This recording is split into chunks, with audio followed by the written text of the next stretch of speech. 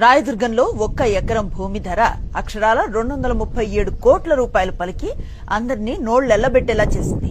గతంలో కోకాపేట్, గచ్చిబౌలి పేరిట ఉన్న రికార్డులన్నీ ఈ తాజా ప్రభుత్వ వేలంలో తుడిచిపెట్టుకుపోయాయి. హైదరాబాద్ రాయదుర్గంలో టీజీఐఏసీ నిర్వహించిన భూముల వేలంలో రికార్డు స్థాయి ధర నమోదైంది.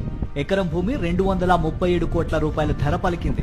సర్వే నెంబర్ 83/1లోని 6 ఎకరాల 29 గుంటల మల్టీయూజ్ ల్యాండ్ కు ఎకరానికి ఏకంగా 237 కోట్ల ధర పలికింది. మొత్తం వేలం విలువ దాదాపు 1490.73 కోట్లకు చేరింది.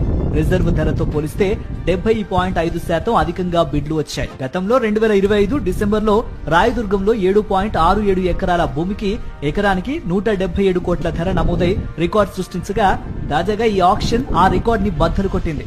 హైదరాబాద్ లోని అత్యంత ప్రైమ్ లొకేషన్ గా గుర్తింపు పొందిన రాయదుర్గం ప్రాంతంలో భూముల కోసం ప్రముఖ రియల్ ఎస్టేట్ సంస్థలు తీవ్రంగా పోటీ పడ్డాయి.